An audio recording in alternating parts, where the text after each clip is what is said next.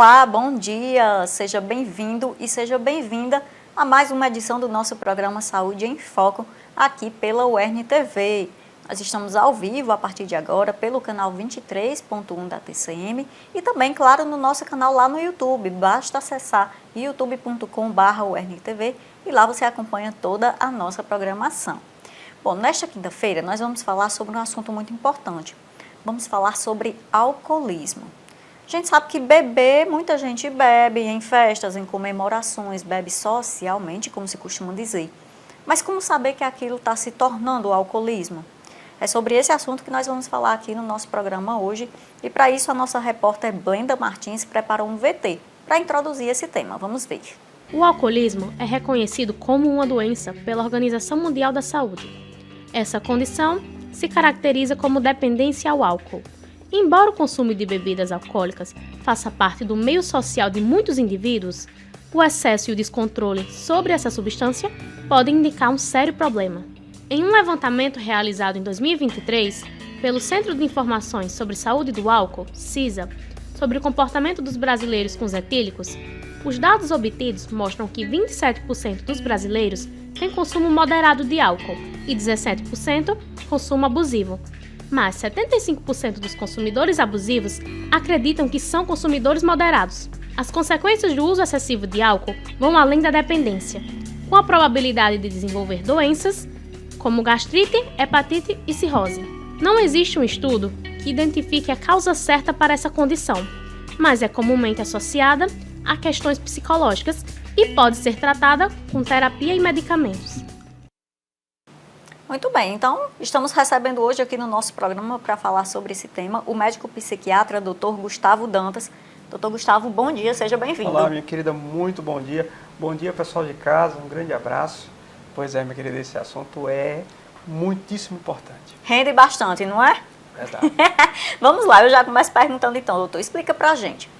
Quando é que o hábito de beber se tornou um alcoolismo? Como saber diferenciar que eu estou bebendo socialmente e que aquilo já passou um pouquinho do limite? Como é que a gente sabe? Pois é uma coisa muito, mas muito difícil da gente saber. Em que ponto foi que eu parei de usar um consumo leve, moderado, para aquele consumo abusivo? Antigamente a gente só tinha a definição do que é alcoolista ou uso esporádico, uso eventual. Hoje em dia a gente tem outros conceitos. Além do alcoolismo, a dependência do álcool, a gente tem aquela pessoa que bebe patologicamente, abusa da substância, e aquele que usa também de forma recreativa, eventualmente, mas que quando bebe, começa a ter complicações na vida dele por causa disso. Problemas de violência, passa mal, fica com a velha e boa ressaca demais no outro dia, por aí vai. E aí, doutor, como é que a gente faz esse diagnóstico? A pessoa, ela própria, consegue perceber que está se excedendo ou normalmente são parentes, familiares, quem chegam junto, você está passando dos limites, e como é que se dá esse diagnóstico? Pois é, você viu agora no VT que a cada 4 pessoas que tem problema de beber demais, não conseguir controlar a quantidade, ou controla, mas bebe em excesso, 3 em cada 4, 75%, não percebe que tem o problema. Eles têm o problema, mas acham que é cisma da esposa, que é cisma da mãe, que as pessoas é que estão contra ela de alguma forma. Então, a grande maioria não percebe que tem. Então, a gente tem 4 fatores que a gente faz uma escalazinha bem simples, chamada cage, gaiola, que a pessoa de casa pode usar. A gente pega 4 critérios, 4 características. Será que quando eu acordo, eu preciso tomar álcool para poder me sentir mais confortável? Isso mesmo que aconteça só às vezes. Segunda coisa, quando as pessoas falam sobre eu diminuir a bebida, isso me irrita, me deixa aborrecido. Terceira coisa, eu já perdi o limite na quantidade, eu queria diminuir, mas eu não consigo. Tá? Então, quando você tem pelo menos 2 dessas perguntas, a gente vai dizer que a pessoa realmente, provavelmente tem um problema com álcool. E aí ele vai triado para um consultório de psicologia ou de psiquiatria para a gente fechar o diagnóstico e começar um tratamento. No caso dessas 4 perguntas, se 2 forem sim, já precisam... Essa de acordar é muito raro, geralmente o bebedor realmente mais pesado. Mas a questão de se irritar com as pessoas sugerem que eu beba menos, é muito comum. E a sensação de que não consigo controlar, a sensação de culpa também é bem mais comum. Ficar culpado porque bebi demais, eu queria diminuir, mas não consigo, etc. Doutor, eu queria que o senhor falasse um pouquinho sobre os danos que a pessoa que convive com o alcoolismo ela vai ter para a vida dela, seja para a vida social, seja para o próprio corpo, para a mente. Fala um pouquinho sobre isso. Pois é, as estimativas, é difícil a gente falar das doenças porque são muitas. Sabe quantas doenças são? Causadas diretamente pelo álcool, são 60 doenças diferentes. E se você considerar as doenças que estão relacionadas ao álcool, a gente vai para mais de 250 doenças. Tem noção? É muita coisa. A gente não tem como falar de todas elas, obviamente, o tempo não dá. Mas vamos falar de algumas aqui. Ansiedade, muito relacionada. Então a gente que tem problema com ansiedade e bebe, começa a ter um alívio da ansiedade, então começa a beber mais para aliviar mais a ansiedade. Fobia social, então aquela timidez patológica é muito comum. Problemas de depressão nem se fala. Então depressão bipolar, a pessoa bebe para tentar aliviar o sofrimento e aí não percebe que a bebida em excesso vai fazê-la ficar sofrendo mais e vira uma bola de neve. Então essas são algumas das mais importantes na parte de vista psiquiátrica. Da parte físico, a gente falou algumas aí, hepatite, cirrose, lesões gástricas e também até alguns tipos de câncer, está bem relacionado também. Doutor, e aí o tratamento, como é que se dá? É com medicamento, é com terapia, é combinado os dois? Como é? Ou varia muito de caso para caso? Bom, vamos lá. Na psiquiatria a gente sempre trabalha com dois braços. A gente trabalha com a parte de remédio e a gente trabalha com a parte de medicamento, certo? Desculpa, a parte de remédio, medicamento e a parte da terapia do psicólogo. A gente sempre faz, na grandíssima maioria dos casos, esses dois tratamentos ao mesmo tempo. Porque a gente percebe que a chance do paciente melhorar, dele ficar bem, dos sintomas saírem ou sumirem, é muito maior se faz os dois tratamentos.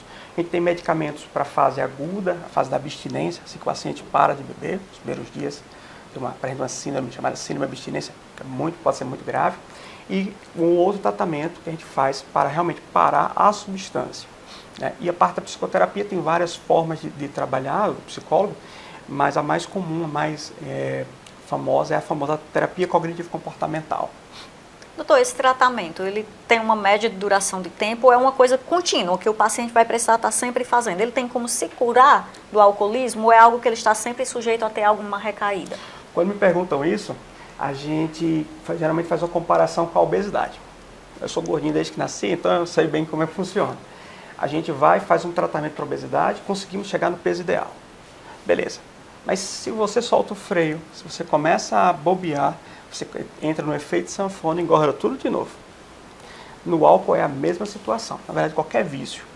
Você tem um problema com aquilo, você faz o tratamento, consegue ficar abstêmio, ficar 1 ano, 2 anos sem beber nada. Se você solta o freio, se você bobeia, você volta para o mesmo padrão que você já tinha. Então, tratamento de vício, ele é feito por um período, mas a pessoa vai ter que tomar cuidado, tem que seguir algumas cautelas para nunca mais voltar. E a principal é não beber o primeiro gole. Se você beber um tempão, inventou de beber ali no final de semana, numa festa, porque está mal, daqui a pouco ele volta a beber todo dia. É aquela frase, né, muito significativa, evite o primeiro gole. Exatamente. Muito bem, nós estamos recebendo hoje aqui no nosso programa o médico psiquiatra Dr. Gustavo Dantas e estamos falando sobre alcoolismo. Nós vamos agora então saber o que é mito e o que é verdade sobre esse tema. Roda a vinheta.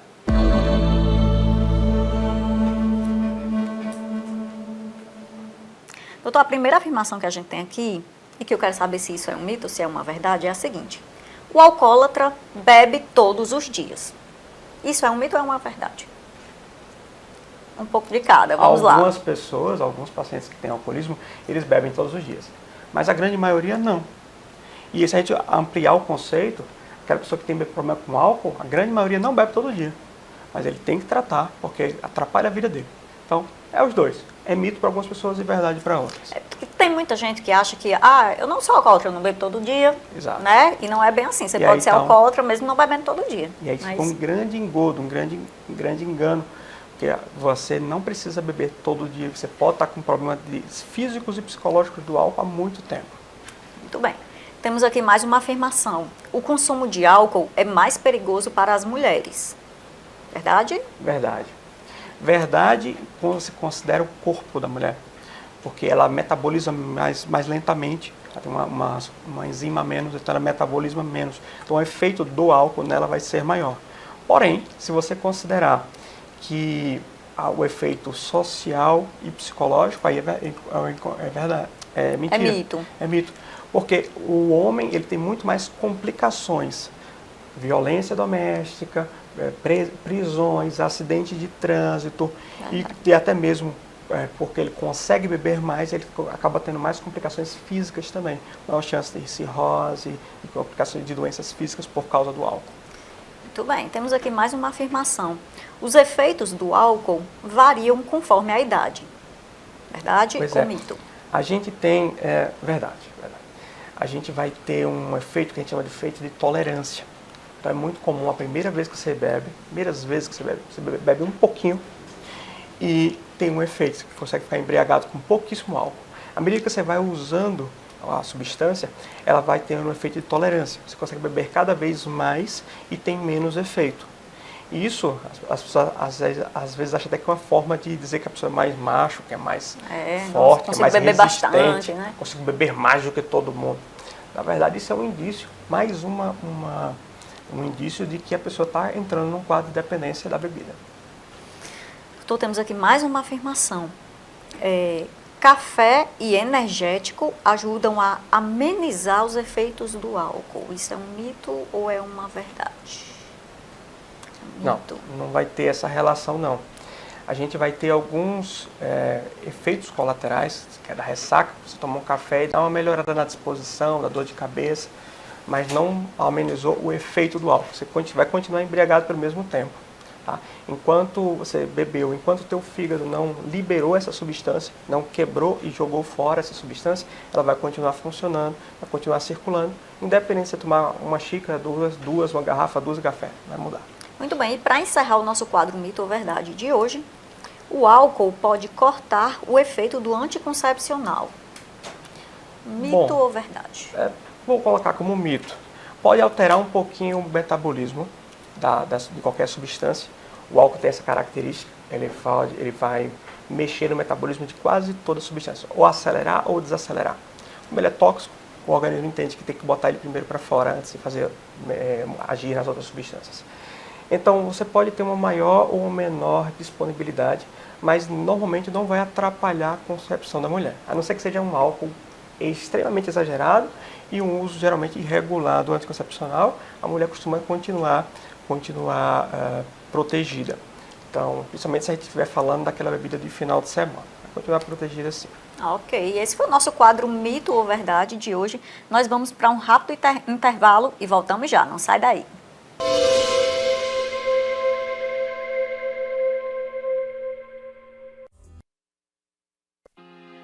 Temos um recado para você que assiste televisão por uma antena parabólica convencional como essa. O sinal 5G que está chegando ao Brasil pode prejudicar a qualidade da transmissão de TV que você recebe via satélite. E para continuar assistindo à programação do Futura com qualidade de imagem e som, você precisa fazer a migração para outro modelo de antena. Acesse o site sigaantenado.com.br e informe-se sobre a agenda de migração da sua cidade e comece a receber o sinal 100% digital com as novas antenas parabólicas.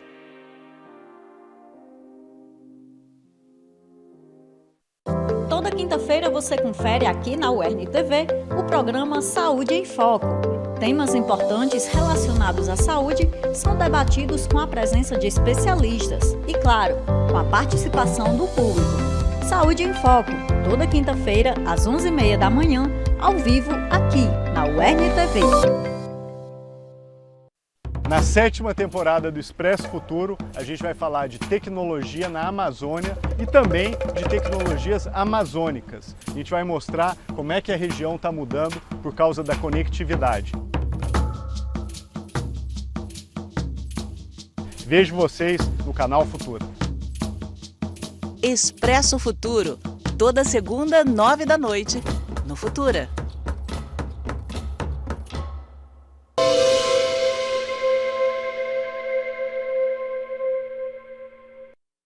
Já voltamos com o nosso programa Saúde em Foco desta quinta-feira, ao vivo, aqui pela UERN TV, no canal 23.1 da TCM e também no nosso canal lá no YouTube. Hoje estamos falando sobre alcoolismo, o que é, né, o que caracteriza o alcoolismo, como tratar, como identificar, né?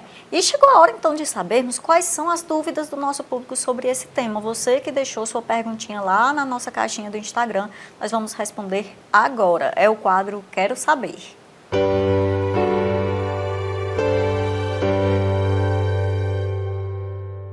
O nosso convidado vai responder agora as dúvidas, começando aqui pela pergunta da Blenda Martins. A Blenda quer saber, doutor, se beber em excesso esporadicamente pode ser considerado alcoolismo.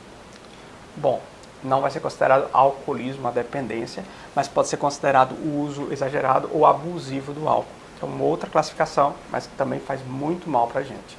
Esse beber esporadicamente, ele geralmente não vai estar relacionado a lesões como hepatite, cirrose, mas ela pode estar relacionada a problemas pontuais. Por exemplo, agressividade, batida de carro, violência doméstica, brigas, prisão e também problemas psicológicos. É comum uma pessoa que tem, por exemplo, transtorno de pânico, beber demais e ter um ataque aí ou na abstinência no dia seguinte. É a disposição no outro dia também, geralmente cai muita disposição, a pessoa não consegue trabalhar, falta ao trabalho, fica meio que deprê naqueles dias. E claro, o dano psicológico ele pode acontecer mesmo no uso esporádico. Você vai quadros de ansiedade, depressão costumam piorar bastante se você faz o uso mesmo esporádico do álcool. Ou seja, não é alcoolismo, mas é danoso também. Exatamente. Muito bem. Temos aqui a perguntinha também da Mara Barreto. A Mara pergunta, a partir de que momento é considerado alcoólatra? Pois é. A gente vai ter critérios, acho que não vale a pena trazer esses critérios técnicos para cá, mas a gente vai ter vários pontos que a gente analisa para dizer se é ou não alcoolismo. Mas para a gente de casa, entenda da seguinte forma. Você já teve alguma coisa na tua vida que foi prejudicada por causa do uso do álcool? Sei lá, você faltou emprego, houve problema de violência em casa, perdeu uma esposa por causa disso, foi irresponsável no teu trabalho alguma coisa, perdeu alguma meta no trabalho por isso, foi para trabalhar de ressaca. Gente, se você respondeu uma dessas perguntas como positivo, já está aí dentro do uso patológico da doença. Então vamos começar a tratar isso. A gente não precisa esperar estar no finalmente, estar grave para tratar o problema. A ideia é tratar exatamente quando ele está no começo. No início. Então essa pessoa já precisa rever como ela bebe, enquanto ela bebe, e se não parar, pelo menos diminuir muito no primeiro momento. Muito bem. Temos aqui a pergunta, na verdade, o doutor já falou um pouquinho sobre essa questão, mas vou registrar aqui a participação de Marília Cavalcante, que ela perguntava quais os primeiros sinais para identificar uma pessoa alcoólatra. Se quiser acrescentar alguma coisa, doutor, fica à vontade. Mas acho que o senhor já falou um pouquinho disso no primeiro bloco. Normalmente a pessoa não percebe, né? Ela só vai perceber muito para frente. Às vezes, a gente tem paciente que precisa ser internado por causa do álcool e ele não percebe que tem problema com o alcoolismo. Ele acha que controla a qualquer momento. Não consegue reconhecer aquilo. Então é muito difícil isso. A gente sempre acha que vai conseguir controlar, eu consigo parar na hora que quiser. Então, pare, mas não quero. Não consegue. O problema é exatamente esse. A dependência química, a substância, ele age na nossa vontade, na nossa volição. Eu não quero parar, não consigo, porque eu não tenho essa disposição, essa garra para parar. E é difícil, muito difícil. Doutor, a incidência do alcoolismo, ela hoje prevalece mais sobre determinada faixa etária ou atinge jovens, adultos? Vocês mostraram índice aí de 27% da população brasileira bebe demais. Vocês colocaram esses dados no começo. Se a gente for para adolescente, é 16%. E, teoricamente, no Brasil, deveria ser proibido. É proibido. É proibido, na verdade. Vender ou deixar que o adolescente beba. Mas 16% dos adolescentes brasileiros bebem. É um índice muito grande. Agora, os problemas começam já aí. O adolescente vai ter um índice maior de gravidez na adolescência, evasão escolar, violência, a prostituição, etc. E danos também psicológicos desde aí. Quanto mais jovem você começa a usar a substância, seja ele álcool ou qualquer droga, maior vai ser o dano cerebral que você vai ter. O vício vai ficar mais forte, o teu repertório de respostas emocionais vai diminuir, quer dizer, quando eu estou estressado, eu só sei de uma forma de responder a esse estresse. Eu estou depressivo, eu só conheço uma forma de responder a essa tristeza, que é bebendo. Então, quanto mais jovem, maior o dano. Muito bem. Temos aqui a participação da Vitória Alves. A Vitória quer saber: como saber se sou propensa ao alcoolismo? Quem tem familiar com esse problema tem maior chance de desenvolver? Ótima pergunta. Vamos lá, gente. Eu vou até ampliar aqui. Se você tem algum familiar com qualquer tipo de dependência, você tem uma chance maior de ter também a dependência. Quando esse familiar de primeiro grau, quer dizer, pai, mãe, irmão, filho, a chance de você entrar na bebida ou na droga e não conseguir sair é muito forte, tá? Então, você teve algum familiar, tua chance é aumentada. Você está passando por algum problema psicológico grave, uma depressão, uma ansiedade, e costuma beber, a chance de você sair de um uso ocasional, recreacional, para uso patológico é também muito grande. Muito bem. Doutor, a gente tem a pergunta aqui do Adiel Medeiros. Adiel pergunta se existe algum medicamento natural que possa auxiliar na diminuição do consumo de álcool. Desconheço. Eu desconheço qualquer medicação natural para isso. A gente vai ter sempre alguma porcentagem da população que vai responder. O famoso efeito placebo. Dependendo da situação, ele pode ser muito grande. O que a gente reconhece como tratamento para dependência de álcool ou para uso abusivo vai ser alguns medicamentos farmacológicos tradicionais. A gente vai ter vários, acho que não vem o caso de ficar falando o nome aqui. Psicoterapia, acompanhamento psicológico e as mudanças de estilo de vida. Melhorar os relacionamentos que nós temos, fazer exercício físico, melhorar o relacionamento dentro da família. Isso sim, tem uma eficácia muito grande. Agora, fitoterápicos eu realmente desconheço qualquer um que tenha eficácia. Doutor, a Mariana Salles pergunta: quem bebe cerveja todos os dias é alcoólatra? Aí a gente vai naquela situação. Ela pode beber um copo de cerveja e, se for pela quantidade, não vai ser. Porque o problema do alcoólatra não vai ser a frequência com que ele bebe, e sim o dano que vai causar. A gente falava mais cedo, não precisa esperar a pessoa beber todo dia para chamá-la de alcoólatra. Não. O alcoolista, que é o melhor termo. A gente vai ter o dano que esse álcool está fazendo na vida dela, na família dela, como um principal critério. Tá? Teve dano, gente, tem que tratar. Tá? Independente se você bebe todo dia, bebe dia sim, dia não. Eu conheci já pessoas que bebiam só sexta, sábado e domingo.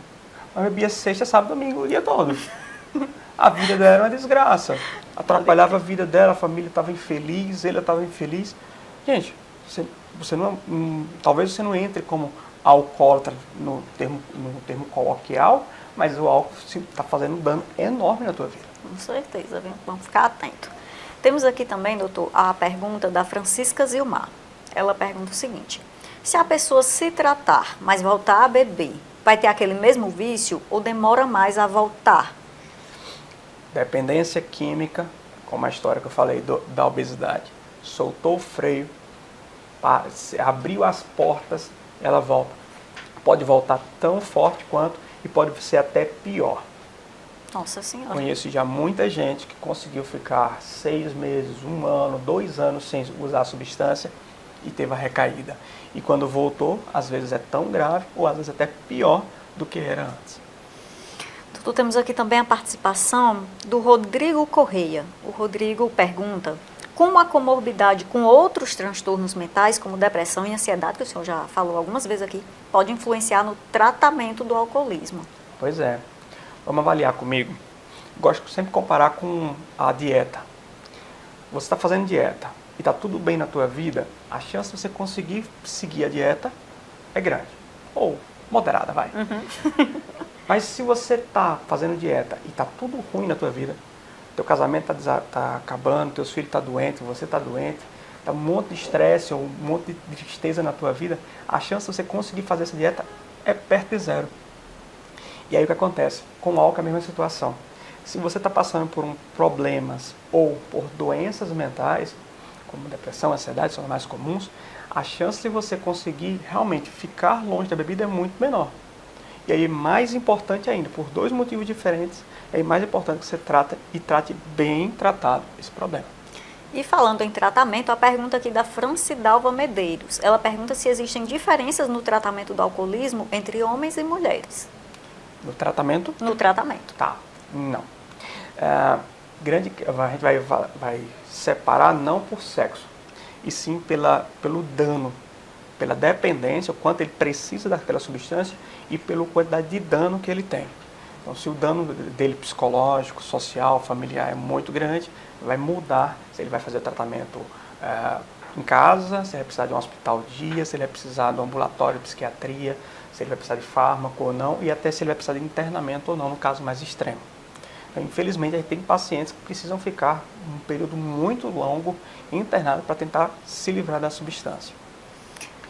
Estamos quase chegando ao final do nosso programa, mas dá tempo ainda algumas perguntas. Temos aqui a pergunta da Fernanda Alves. Ela quer saber, doutor, como você avalia o papel dos grupos de apoio, como os Alcoólicos Anônimos, no processo de recuperação? Maravilha. Grupos psicológicos ou grupos de apoio, eles são base no tratamento.